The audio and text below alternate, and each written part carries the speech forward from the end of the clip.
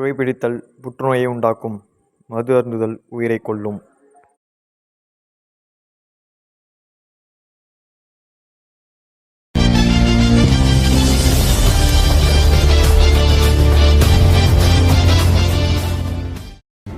கடலூர் பேருக்கேற்ற மாதிரி இந்த ஊரில் உள்ள மனுஷங்களோட மனசும் கடல் மாதிரி தான். இந்த ஊருக்குள்ளே யாருக்குமே தெரியாமல் மறைமுகமாக ஆள்கடத்தல், கொலை, ட்ரக்ஸ் சப்ளை பண்ணுறது, இப்படி எல்லாத்தையும் தன்னோட கூலிப்படையை வச்சு ஒருத்தன் பண்ணிகிட்ருக்கான். அவனோட ப்ளஸ் பாயிண்ட்டே இது எல்லாத்தையும் அவன் இந்த ஊரில் உள்ள யாருக்குமே தெரியாமல் பண்ணிக்கிட்டு இருக்கான். அவன்தான் கிருபா.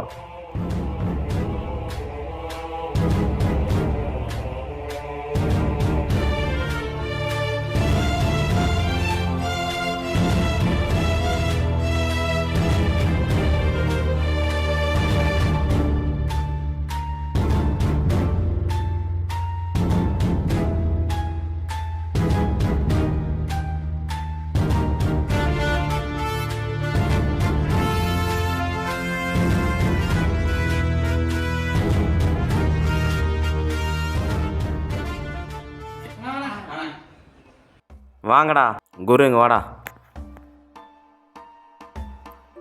சொல்லுண்ணே. மலேசியாவிலேருந்து ஜெயராம்னு ஒருத்தர் கால் பண்ணாரா. அவர் இங்கே ஏதோ நிலம் வாங்குறாராம். அதுக்கு ஆப்ரன் பாட்டி போஸ்ன்னு ஒருத்தர் இருக்கானா. அவனோட டீட்டெயில்ஸ்லாம் அனுப்பிட்டாரு. அட்வான்ஸ் 2 லட்சம் போட்டார். நீ என்ன பண்ணுற, அவனை போட்டுரு. சரிண்ணே, போட்டுடுறேன். நான் பாம்பே வரைக்கும் போகிறேன். அது வரைக்கும் எல்லாம் பார்த்து பத்திரமா இருங்க. ஊரெல்லாம் ஊரடங்காவே இருக்கு, எல்லாம் பார்த்து பத்திரமா போங்க. சரிண்ணே.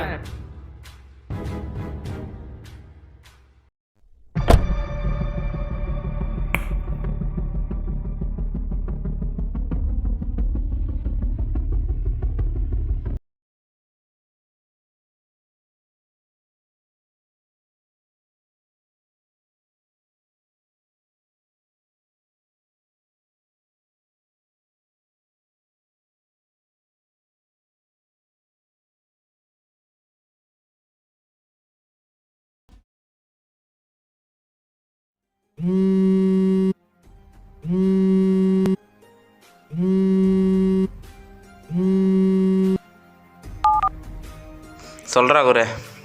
அண்ணே, எங்கள் அம்மாவுக்கு கொரோனாண்ணே. எங்கள் தெருவே அடைச்சி போட்டுருக்காங்கண்ணே. இப்போ என்னென்ன பண்ணுறது? அப்படியா?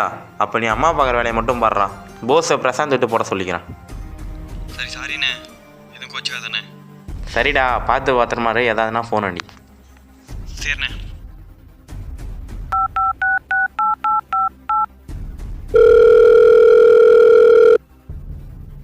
பிரசாந்தே, ஒரு முக்கியமான விஷயம் பேசணும்.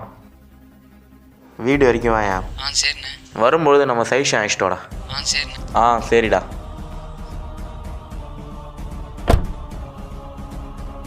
அண்ணே, வாங்கடா, உக்காருங்க.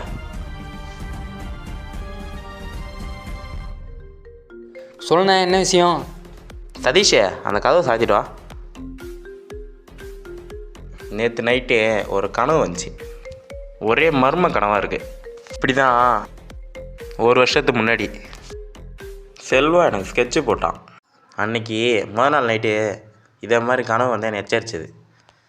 இப்போவும் அதே மாதிரியே கனவு வந்திருக்கு.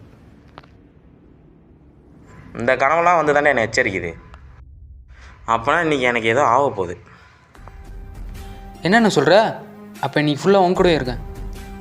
நீ என் கூட இருக்கானா? போஸை போகிறேன்னு ஜெயராமன்ட்ட வாக்கு கொடுத்துட்டேன். போஸை குரு போகிறதா இருந்தது.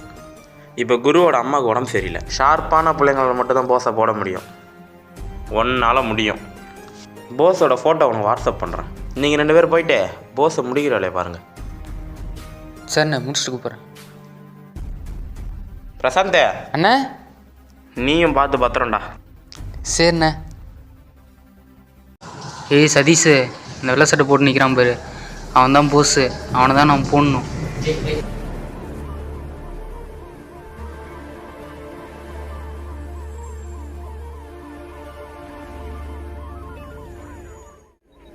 பக்கத்தில் நிற்கிறான் பாரு, அவன் தான் போஸோட தம்பி வாசு. அவன் போயிட்டான் பாரு. இதான் போஸை போகிறதுக்கு சரியான நேரம்.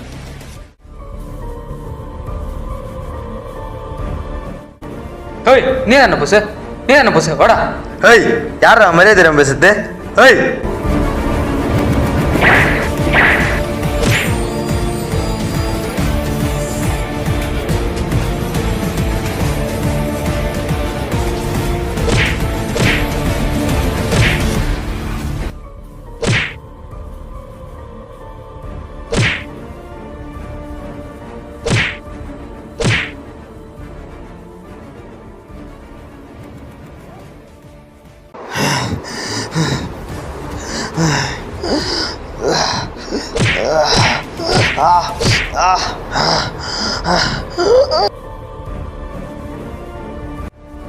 செத்துட்டான்டா போஸ், செத்துட்டான்டா.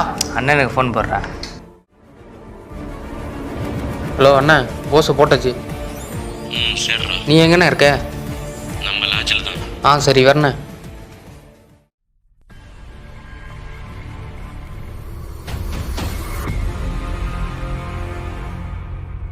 ஏய் கிருபா, யாரா நீ? நீ கொன்னிய போஸ், அவன் தம்பி வாசுறா. நான் உன்னை அத்து போட்டு பைத்திக்கிறான்டா வந்திருக்காங்க.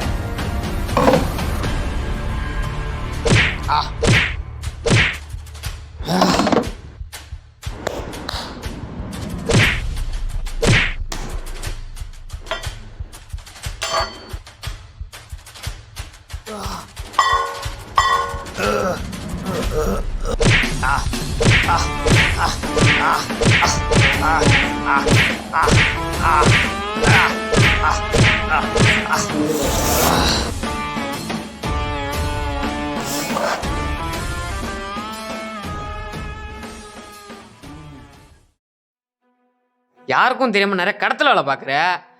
என் அண்ணனை அநியாயமா கொன்னுட்ட. பல நாள் திருடா ஒரு நாள் மாட்டுவான். இன்னைக்கு நீ என்கிட்ட மாட்டினடா.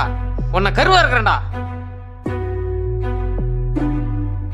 பிரசாந்த், அண்ணன் வந்து காப்பாத்து வாடா. பிரசாந்த் ஒன்னா காப்பாத்துவானா? என் அண்ணனை போட்டது நீ தானே, ஃபோன் பண்ணி சொன்னது அவன் தான்டா. ஆமாண்டா, போச போட்டது நீ தானே, வாசிட்டு சொன்னது நான் தான்டா. நீ ஏன் ராஜாண்ணா, நாங்களாம் என்ன பூஜாவா? உன் இடத்துக்கு வரணும்னு எனக்கு ஆசை இருக்காதா? அதனால தான் உன்னை வாசிட்டு சொன்னேன். உன்னை இங்கே இப்போவே வாசு போடுவான். இனிமே எல்லாம் நான் தான். பிரசாந்த் ஓன்ட்ட சொன்னானா?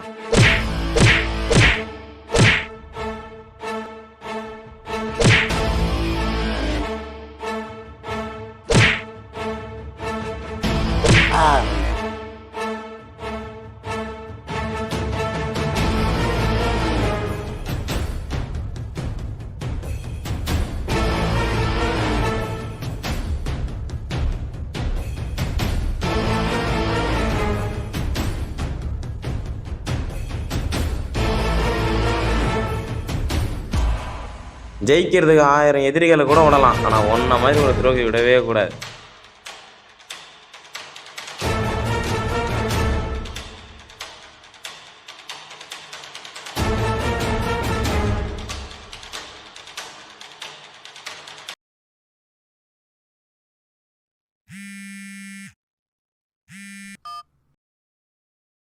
சொல்லுங்க தயா. 2 நாளாக கால் பண்ணுறேன், ஏன் எடுக்க மாட்டேங்கிறேன்? இல்லை தயா, இங்கே கொஞ்சம் பிரச்சனை ஆயிடுச்சு. என்னடா பிரச்சனைங்க? நம்ம பிரசாந்தே என்னை காட்டி கொடுத்துட்டான். சரி, இப்போ பிரசாந்த் எங்கே இருக்கான்? சம்பவ இடத்துல பிரசாந்த் தவறிட்டான். அப்படியா? என்ன சொல்கிற? நீ எதுவும் கேஸில் மாட்டல? இல்லை தயா, என் மேலே எதுவும் கேஸ் இல்லை.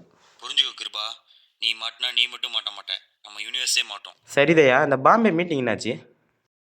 ஆமாம், நீ ஏன் அந்த மீட்டிங்க்கு வரல? இந்த சம்பவம் நடந்தப்போ தான் இந்த மீட்டிங் நடந்துச்சு. ஓ அப்படியா? அதனால தான் இந்த என்னால் வர முடியல. சரி சரி. சரி, இந்த மீட்டிங்கில் யார் வந்தா? இவ்வளோ நாளாக தன்னோட முகத்தை காட்டாமல் இருந்தார்ல ரோலக்ஸ், அவர் தான் வந்திருந்தார். தமிழ்நாட்டில் உள்ள எல்லா கேங்ஸ்டரும் வந்திருந்தாங்க.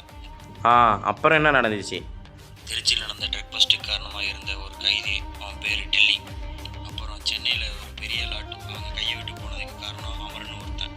அப்புறம் சந்தானம் சைட்லேருந்து சரக்கு காணாமல் போனதுக்கு காரணம் விக்ரம்னு ஒருத்தன். இவனு 3 பேர் தலையும் கொண்டு வரவனுக்கு லைஃப் டைம் செட்டில்மெண்ட்டுன்னு ரோலக்ஸ் சொன்னார். அப்படியா? வேட்டை ஆரம்பிக்கிறேன்.